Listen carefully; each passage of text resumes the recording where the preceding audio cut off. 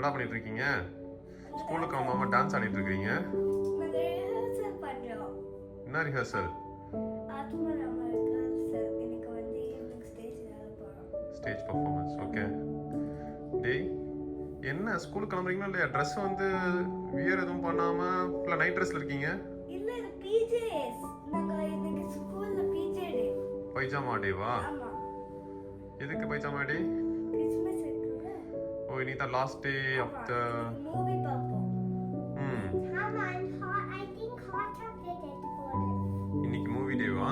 எனக்கு மூவி பிஜே. I think hot chocolate கொடுத்தா மேட்சிங்கா வச்சிருக்கு. ஹாட் சாக்லேட் தருவாங்க. எனக்கு ஸ்கூலுக்கு ஒரு டாய் எடுத்துட்டு போலாம்.